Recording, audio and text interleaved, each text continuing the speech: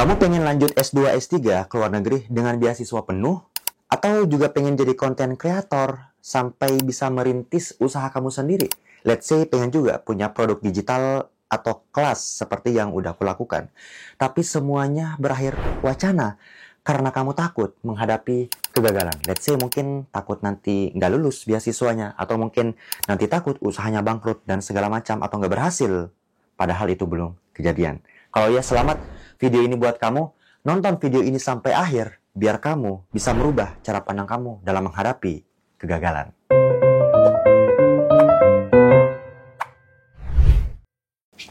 Assalamualaikum warahmatullahi wabarakatuh. Apa kabar semuanya?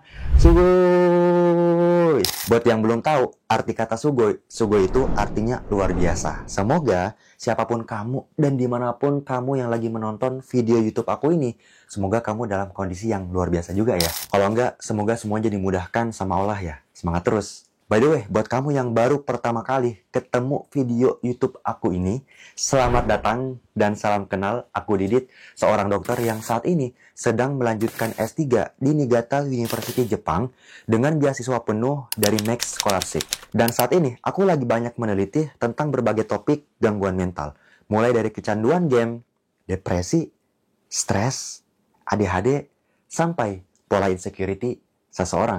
Oh iya, by the way, aku pengen ngucapin terima kasih banyak buat teman-teman yang udah subscribe channel aku ini. Karena sekarang terakhir aku cek, udah bener-bener dikit lagi mau 5.000. So, buat yang belum juga, kamu bisa subscribe channel aku ini biar nanti dapetin berbagai update informasi tentang yang aku sebut sebagai Neuro Behavior Science Hack. Simpelnya, segala hal yang berkaitan dengan bagaimana cara otak kita bekerja sampai mempengaruhi bagaimana kesehatan mental kita, termasuk apa yang kita pikirkan, ucapkan, sampai bagaimana mempengaruhi kebiasaan ataupun kehidupan kita. Termasuk nantinya, insya Allah aku akan mulai membahas juga tips-tips yang bisa kamu lakukan juga, biar nanti bisa merintis usaha kamu sendiri seperti yang udah aku lakukan. Oke. Atau at least nih ya, kamu bisa hold, nonton dulu video ini sampai akhir, baru setelah itu kamu baru putuskan mau subscribe atau enggak YouTube channel aku ini. Oke.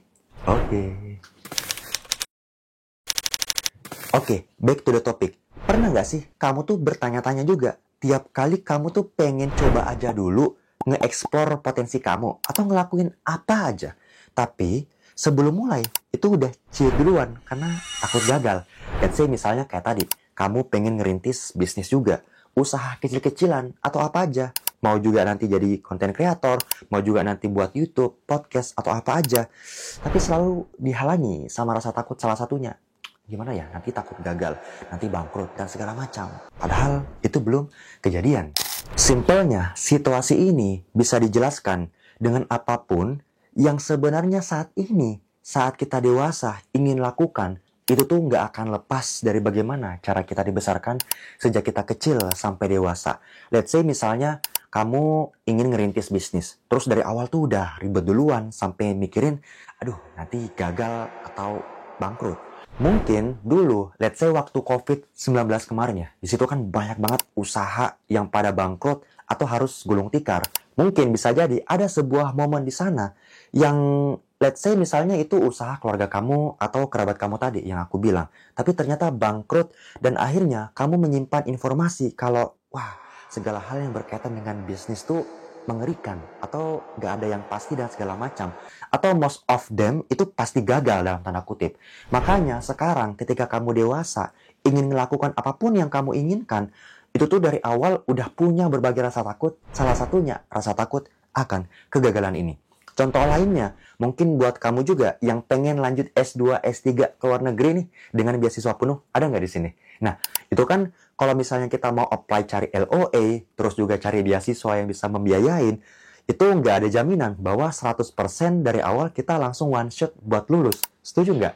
Bahkan aku aja dulu, kalau kamu ikutin YouTube aku yang sebelumnya, atau mungkin Instagram aku sejak lama, aku udah pernah bahas di sana, aku juga nggak langsung lulus satu kali gitu, untuk bisa langsung berangkat S3 dengan beasiswa penuh aku yang saat ini lagi aku dapetin.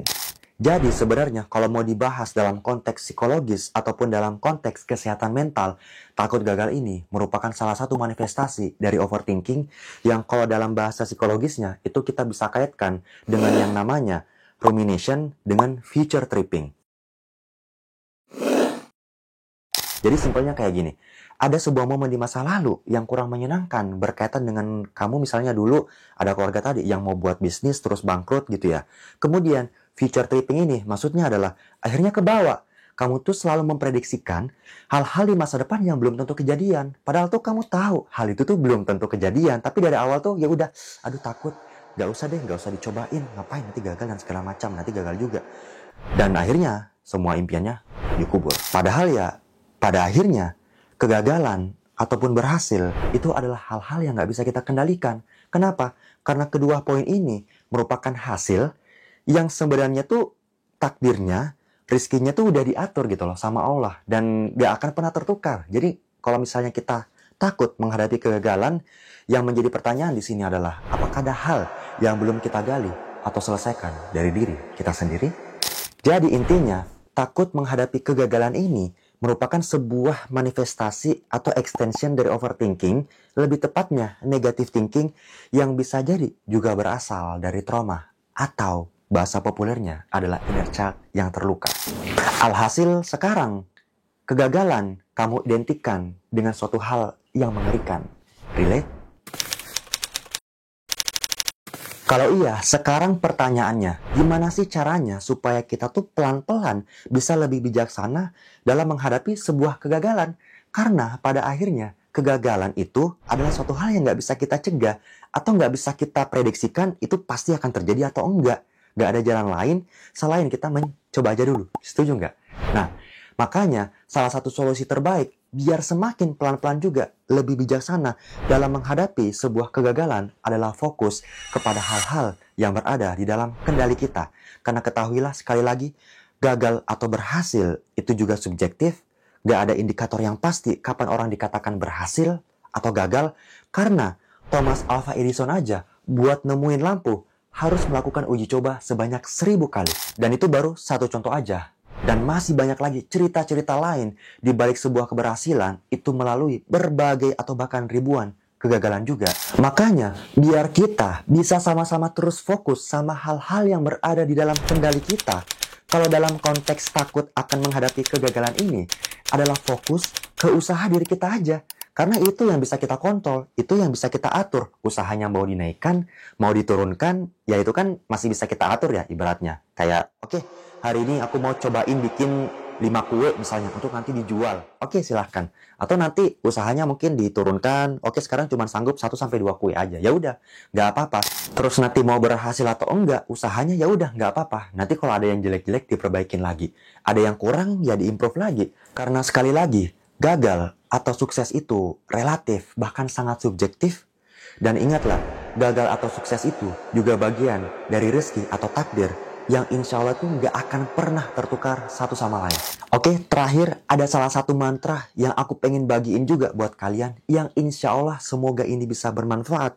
Once nanti kamu pengen coba aja dulu berbagai hal yang kamu impikan biar nanti bisa menjadi kenyataan. Tapi nanti di tengah jalan takut, salah satunya mungkin takut akan menghadapi kegagalan. Kamu coba ingetin diri kamu kayak gini. Ingat, gagal atau sukses itu adalah bagian dari hasil yang gak bisa kita ubah ataupun kendalikan. Dan percayalah, rezeki itu udah ada yang atur dan gak akan pernah tertukar. Bahkan siapa tahu, di balik kegagalan kita nanti, itu adalah bagian dari Allah ingin melindungi kita dari hal-hal yang kita kira itu baik, padahal itu buruk. Dan semoga bisa didekatkan dengan hal-hal yang kita mungkin kira itu buruk, padahal ternyata menurut Allah itu yang terbaik. Oke? Semangat dulu dong. Semoga video aku ini bermanfaat. Kamu juga bisa ikut mental block series tentang overthinking. Karena akhir bulan ini, insya Allah nanti bareng aku. Di sana nanti insya Allah aku bakal ngupas juga hal yang berkaitan dengan overthinking. Salah satunya nih, takut menghadapi kegagalan ini. Dari mana asalnya, kira-kira apa juga yang bisa kamu lakukan. Biar pelan-pelan kamu juga bisa mengenalin dan mengidentifikasi apa sih penyebab overthinking. Salah satunya, takut menghadapi kegagalan ini. Kemudian apa yang insya Allah bisa kamu lakukan yang praktikal juga supaya nanti rasa overthinking termasuk menghadapi kegagalan ini juga bisa semakin meredah. Karena pada akhirnya kita nggak pernah melawan orang lain tetapi diri kita sendiri. Oke, kalau kalian nonton sampai sini, jangan lupa subscribe. I guess see you on the next video atau di Mental Box Series akhir bulan ini. Salam luar biasa. Sugoi!